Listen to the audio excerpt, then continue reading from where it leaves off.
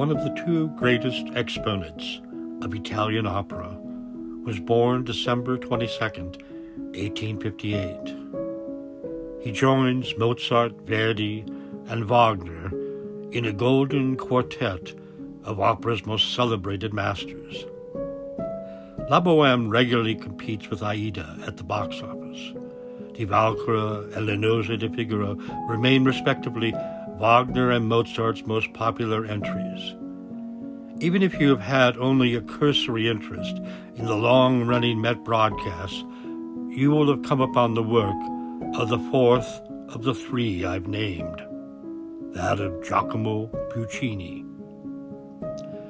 His great-great-grandfather began a dynasty of composers that continued into its second century, with the young Puccini's submission of the Capriccio Simponico as his thesis to the Milan Conservatory. This was followed by his first opera, La Vieille, which was well received, and his second opera, Edgar, which was not. His third opera, Manon Lescaut, premiered February 2nd, 1893, the same week as the premiere of Verdi's last opera, Falstaff. Over the next decade, he wrote La Bohème, Tosca, and Madame Butterfly, three of his greatest successes and three perennials of the operatic repertoire. La Bohème was based on an 1851 book by Henri Murger. It primarily details the loves and losses of two sets of lovers, Rodolfo and Mimi, and Marcello and Musetta. It was discovered early in Puccini's composition that Leoncavallo was also adopting Murger's novel for performance.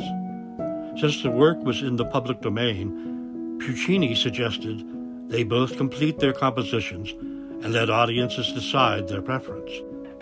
The contest has long since and is regularly decided in Puccini's favor. Act 3 is considered one of the most perfectly constructed in all of opera.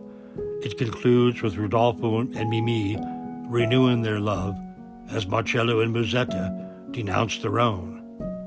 It is in Act 4, however, that the composer breaks each of their hearts as well as each of our own. The dying Mimi pretends to be asleep so that she can be left alone a few moments with Rodolfo.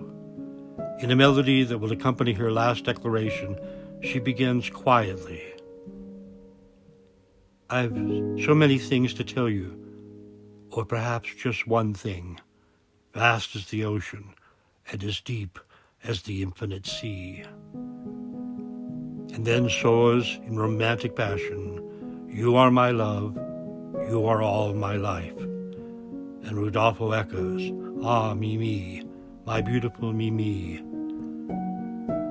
Mimi wonders if she retains her beauty. Am I still beautiful? Rodolfo replies, as beautiful as the sunrise. And Mimi concludes, no, I think you mean the setting sun. Here is that exquisite interplay.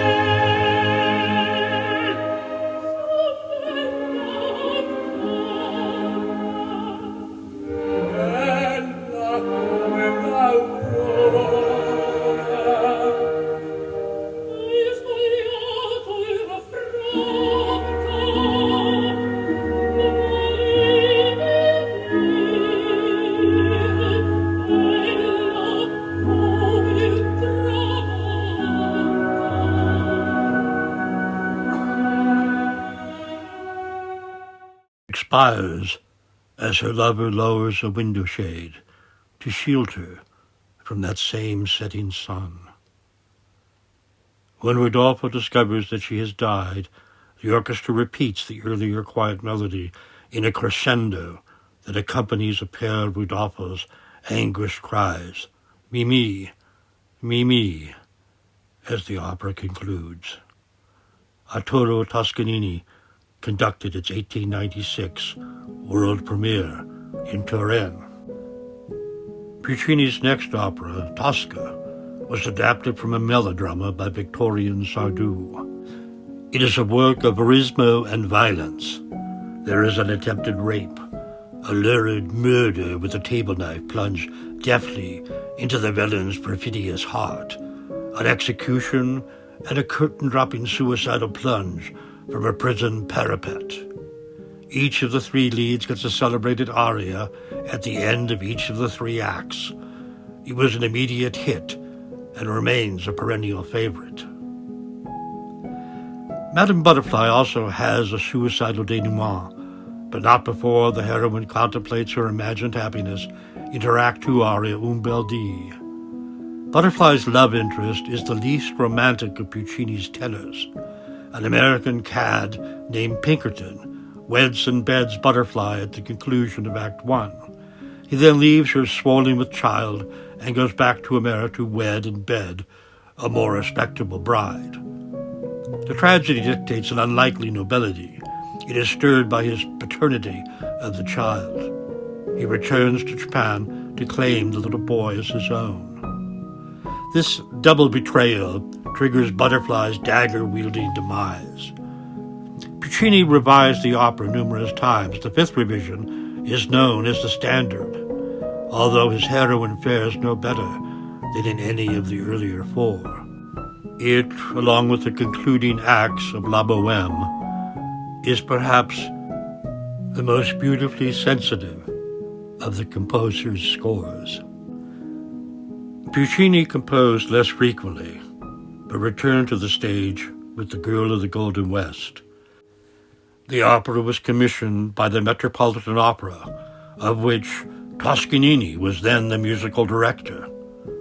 It premiered in New York under his direction on December 10, 1910. Enrico Caruso and Emmy Destin sang the leads and the beautiful second-act love duet which Puccini had created for them. This was the first world premiere performed at the Metropolitan Opera. El Rondine is the least known of his mature works. It was originally conceived as an operetta with a lighter tone than of the tragedies that preceded it. He had greater success with the three short operas of Il Trittico in 1918 at the Metropolitan. His final masterpiece, Turandot, was left unfinished at the composer's death. Toscanini conducted the premiere. The last two scenes were completed by Franco Alfano on notes left by Puccini.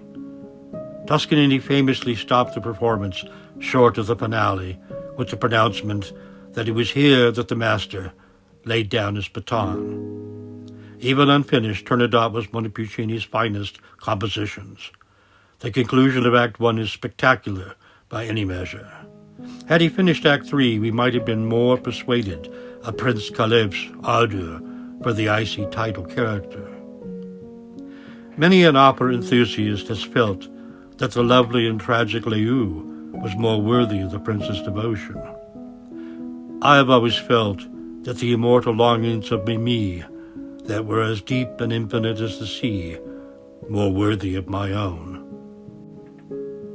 Puccini died November 29th, 1924. He was 66 years old.